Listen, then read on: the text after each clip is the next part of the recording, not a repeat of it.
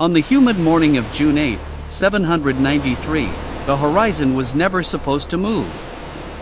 For the monks of Lindisfarne, the North Sea was not a frontier, but a sanctuary, a vast, grey shield that separated their prayers from the chaos of the warring kingdoms on the mainland.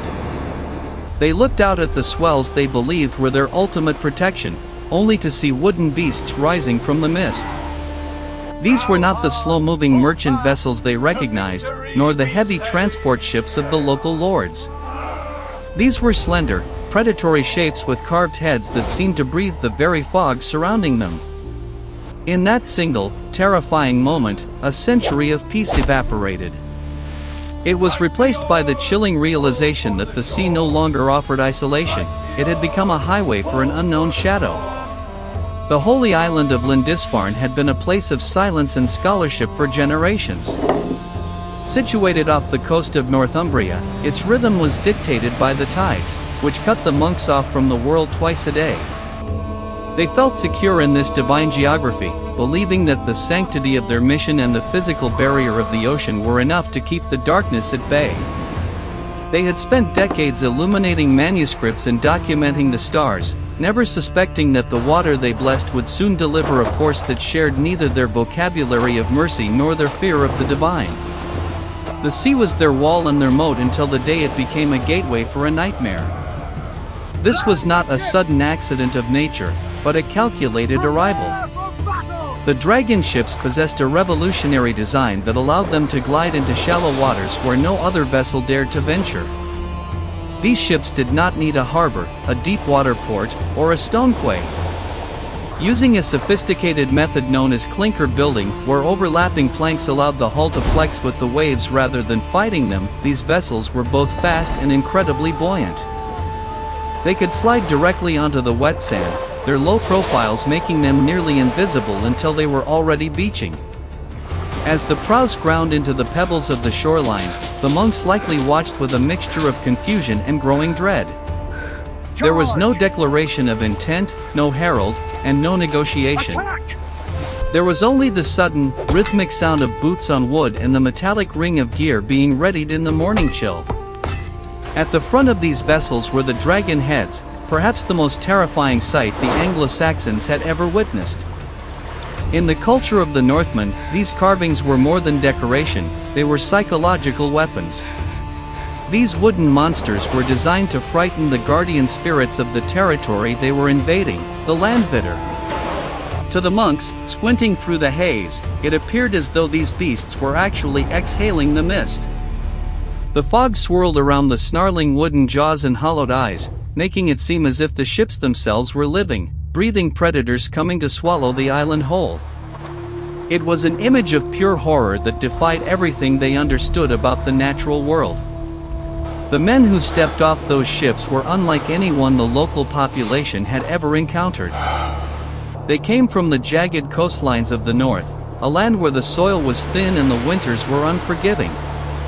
To them, Lindisfarne was not a temple or a house of God, it was a poorly defended warehouse of immense value. They saw gold-leafed books, silver chalices, and fine silks, all guarded by men who had spent their lives in prayer rather than in the practice of defense. The clash that followed was not a battle between two armies, but a collision between two entirely different ways of perceiving reality. For the monks, the sacred was untouchable; for the raiders, the sacred was merely a high-profit margin. As the sun climbed higher, the tranquility of the island was replaced by an atmosphere of absolute disorientation. The invaders moved with a calculated efficiency that suggested this was not a random act of desperation, but a planned extraction. They knew exactly what they wanted. They moved through the cloisters and the scriptorium with a terrifying focus, stripping the walls of their adornments and the altars of their treasures. To the victims, it felt like the end of time, a divine punishment for unknown sins. Earlier that year, the Anglo-Saxon Chronicle had recorded dark omens, exceptional flashes of lightning and fiery dragons seen flying through the air. These celestial warnings now took physical form in the iron and wood of the raiders. The violence was swift and decisive. There was no room for mercy in this new calculus of the sea. The raiders did not seek to convert or to colonize at first, they sought to harvest. They gathered the silver, the gold, and even the people, looking at the monks as nothing more than valuable labor to be sold in distant markets. The very air of the island, which had for centuries been filled with the scent of incense and the sound of Gregorian chants, was now thick with the smell of smoke and the cries of the displaced. The transition from paradise to purgatory had taken less than an hour. The most holy place in Britain was being trampled by those who had no respect for its history or its God. News of the event rippled through the fractured kingdoms of Britain and across the English Channel to the court of Charlemagne. It wasn't just the loss of wealth that sent tremors through the centers of power, it was the psychological shattering of safety. Alcuin, a prominent scholar and advisor to Charlemagne, wrote in shock to the king of Northumbria, questioning how such a thing could be permitted by the heavens. He lamented that the church of St. Cuthbert was splattered with the blood of the priests and despoiled of all its ornaments. The realization began to sink in that the maps of the known world would have to be redrawn. The Northern Sea, once a quiet expanse of trade and fishing, was now a corridor of potential catastrophe. This was the opening chapter of what would become a centuries-long era of tension and transformation. The dragon ships were the instruments of a fundamental shift in the balance of power. Their ability to strike anywhere, at any time, meant that every village within sight of the coast was now a potential target. The concept of a static border disappeared. If a river was deep enough to float a log, it was deep enough for a longship to reach the heart of a kingdom. This constant threat forced a total reorganization of society. Leaders scrambled to build fortifications and create standing defenses where none had existed before. Every coastline became a lookout point, and every sunset became a moment of prayer that the horizon would remain empty. The mystery of these strangers added to the terror. In the early years, the Anglo-Saxons didn't even have a clear name for them. They were simply the Northmen, the heathens, or the sea rovers. They appeared from the mist, took what they desired, and vanished back into the gray horizon before an army could even be mobilized. They were ghosts with iron, a force of nature that couldn't be reasoned with or predicted. This unpredictability is what gave the Viking Age its dark, thriller-like quality. You could go to sleep in a prosperous coastal town and wake up to find your entire world being dismantled by men who spoke a tongue you didn't understand. They were the shadows that the sea cast upon the land. Behind the predatory image of the longships lay a sophisticated culture of navigation and engineering. The ships themselves were masterpieces of the age. Their shallow draft meant they could navigate rivers far inland, bringing the threat to the very doorsteps of inland cathedrals and palaces. The people who built them were not just raiders, they were explorers and traders who possessed a complex social structure and a rich oral tradition. However, to the terrified monks of Lindisfarne, they were merely the harbingers of a dark age, the physical manifestation of a nightmare that had sailed out of the myths. They were the mist breathers, and their arrival meant the world would never be quiet again. The raid on Lindisfarne served as a catalyst for a massive cultural exchange, though one born of friction rather than friendship. As the decades passed, the raiders would return not just to take, but to stay. They would eventually establish kingdoms, influence language, and merge their traditions with those they once targeted. But in 793, there was no hint of this future integration. There was only the sight of the dragon ships disappearing back into the fog, leaving behind a smoking ruin and a continent that would never feel truly safe again. The wake they left behind was one of broken illusions and the cold realization that the horizon was now a permanent source of anxiety. The psychological impact of that first strike cannot be overstated. It changed the way people looked at the world. Every distant sail became a source of panic. The bells of the churches, which once called the faithful to prayer, now served as early warning systems for approaching danger. This atmosphere of constant vigilance defined the lived experience of millions for generations. It was a world where the sea was no longer a friend, but a dark threshold over which anything could emerge. The fear was not just of death, but of the suddenness of it, the way the familiar could be erased in a single morning. As historians look back, the dragon ships represent more than just a military advantage, they symbolize a break in the continuity of the Middle Ages. The isolation of the British Isles was over. The era of the Viking had begun, characterized by a relentless drive for expansion and a refusal to be bound by the traditional limits of geography. The raid on the Holy Island was the first spark in a fire that would eventually burn from the coast of North America to the rivers of Russia. It was the moment the world grew suddenly, violently larger, and much more dangerous. The northern waters had been unlocked, and the key was held by men who didn't follow the rules of the old world.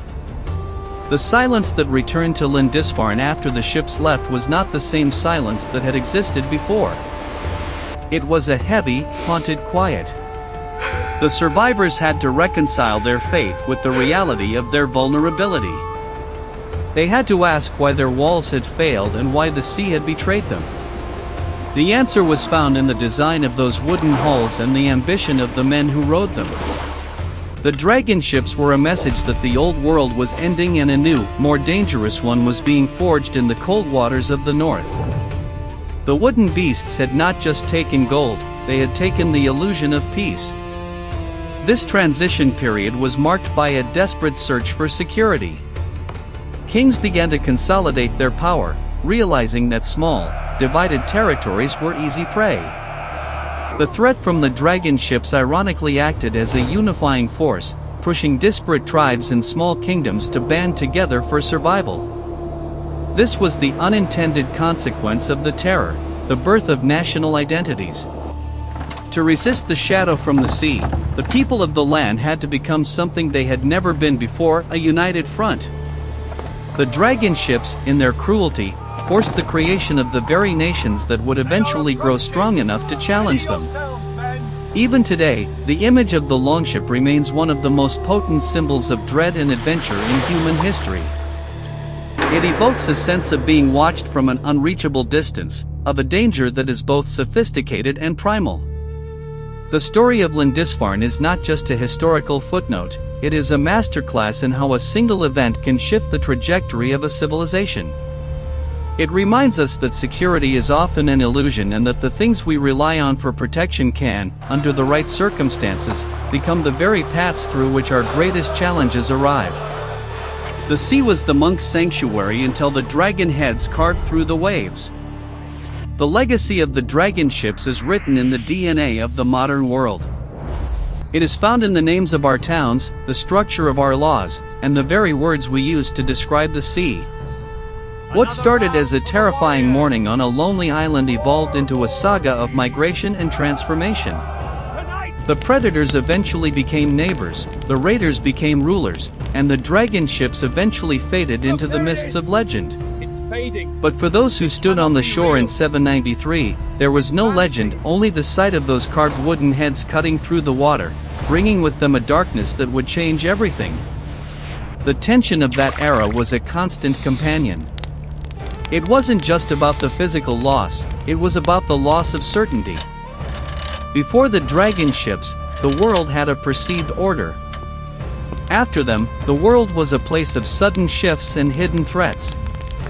The thriller of history is often found in these moments of radical change, where the familiar is replaced by the unknown and where survival depends on the ability to adapt to a reality that no one saw coming. Lindisfarne was the threshold, the point of no return where the dragon ships sailed out of the darkness and into the light of history, forever altering the course of the human story.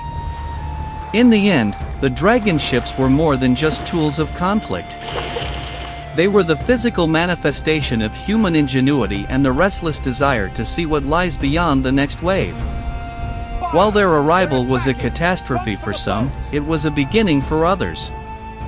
It was the start of an interconnected world, where the boundaries between cultures were blurred by the salt spray of the North Sea.